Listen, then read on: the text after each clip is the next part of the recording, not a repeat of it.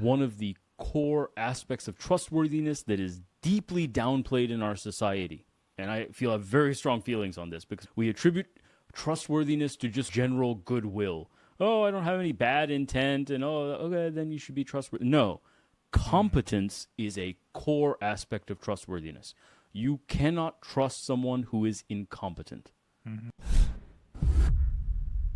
Our question today is from Madison, who as a 23-year-old writes that she's deeply in love with her 35-year-old boyfriend. She recounts how the first time they had sex, it was vanilla, but the second time he incorporated BDSM elements into it like slapping and choking. He didn't ask her if she was okay with this, but she didn't say no to him after it happened either. This was over a year ago, and at this point, he has also brought in whips, paddles, and other items, all without explicitly asking her, and all without her saying no. There are now times when the BDSM play is very painful, and she has to physically remove herself and can't stop herself from crying. She writes that outside of BDSM sex, her boyfriend is a good and kind person, and she loves him deeply and wants to make him happy and give him what he wants. Madison has no prior BDSM experience and is afraid if she turns him down for BDSM sex in the future, he might end the relationship.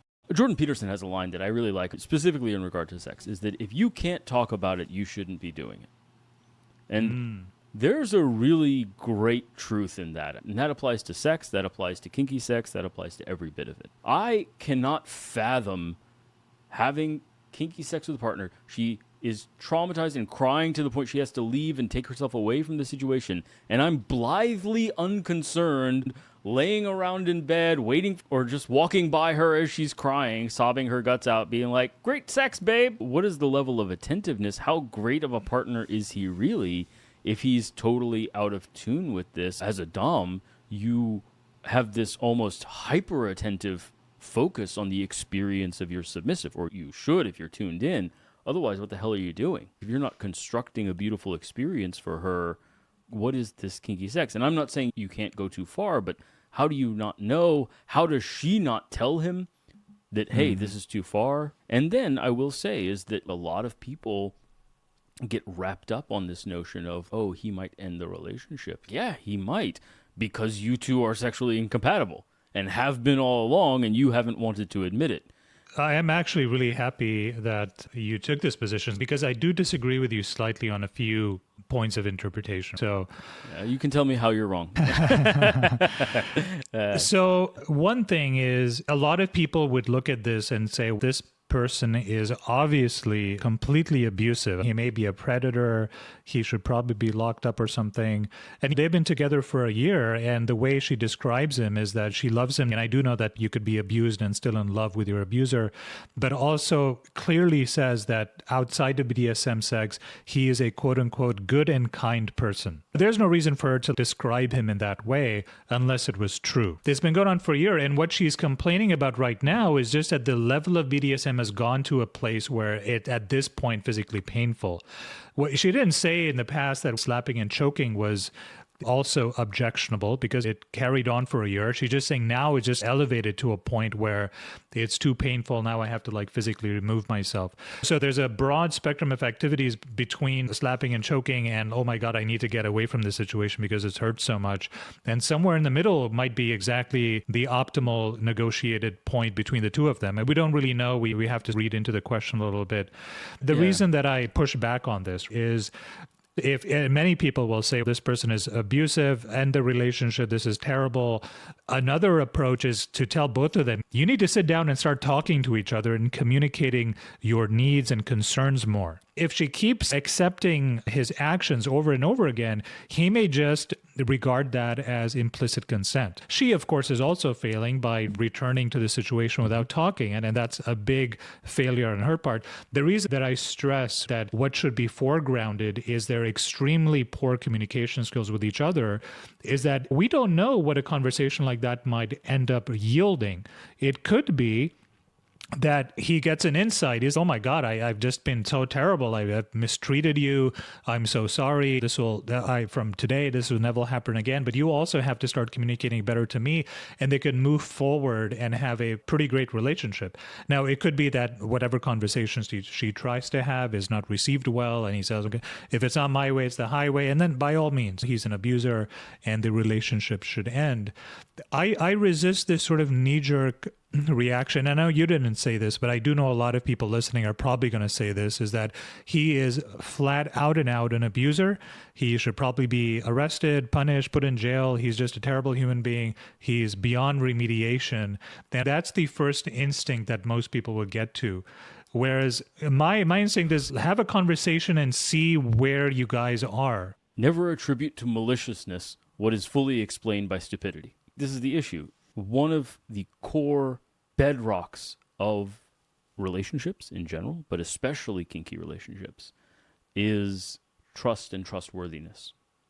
And one of the core aspects of trustworthiness that is deeply downplayed in our society, and I have very strong feelings on this, because we attribute trustworthiness to just general goodwill.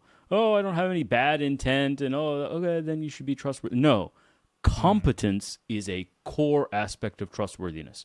You cannot trust someone who is incompetent. And he is demonstrating a significant amount of incompetence. He may have all the goodwill in the world. He may be nice and good. Sure. He is not trustworthy. And thus, the relationship is lacking its foundation because of his incompetence. One of the things I lay out is some specific areas of competence that are crucial from a dominant perspective. And specifically, I lay out competent judgment, competent technical skills in the activities he's engaging in, competent clear communication, competent attentiveness and focus, and competent knowledge. And specific to the sub, knowledge of her health conditions, knowledge of her trigger words and activities, limits, safe words, and what she perceives to be the benefits of her submission. And he has to be competent in engaging with all of those things in order to be trustworthy. And he is not. He's not competent in all of those things, right? And so, yes, I mean, again, I don't think that it takes evil intent to end up being an abuser. Incompetence will do to get you there. And so he is being abusive, not necessarily out of evil or evil intent, but so now I'm quoting a lot. Our listeners will have to get used to this. I quote all the time. Anna Sewell's book Black Beauty. One of my favorite quotes is he's ended up hurting a horse by overriding it and pushing past its limits. And somebody's trying to make excuse. It was only ignorance. He was young. It was only ignorance. And the responder gets outraged and says, "Don't you know that next to pure wickedness, ignorance is the thing that does the most evil in this world?" And there is no only ignorance. That's unacceptable, right? And I feel very strongly about this. Is he has ended up being an abusive spot, despite all the goodwill in the world, through neglecting his responsibility for being competent at relationship skills and certainly BDSM skills.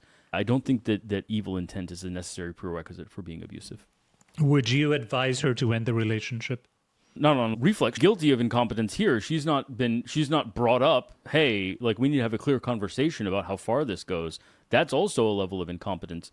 She's also a bit dependent here in the sense of she's afraid of losing the relationship that she can't have the conversation. That's also a relational incompetence. I would advise her to have that conversation, that tough conversation, and say, hey, this is pushing past my limits. I'm not okay with this as it stands. Maybe those limits can be engaged or we can come close to them, but we can't go over them. And so we need to figure out where those are, and you need to respect them. Absolutely. And I totally agree with you that it should be. Yeah, a lot of people who receive a question like this, their first instinct would be the relationship needs to end. It is irretrievably damaged and broken because this person is obviously, through ignorance or malicious, being an abuser. And I resist because she loves him a lot. And she's literally writing the question as, how can I save this relationship? Should I just tell him I was never into BDSM to begin with? He may leave me if I do that. She's thinking all these thoughts. So she doesn't want to let go. And we don't know anything about her actual situation, like why she's so attached to this. Giving the advice that you should just break up with this guy, he's obviously this terrible person. that sort of knee-jerk reaction that a lot of people would probably have is also not helpful without exploring whether or not he's open to completely changing or having this insight that he's actually been doing a lot of damage to her. That's worth a conversation if you're deeply in love with someone. I do read a certain amount of dependence in her. To some degree, she comes off a little bit like justifying, oh, he's a good and kind person. To be totally honest, I have never heard an actual good and kind person described as good and kind.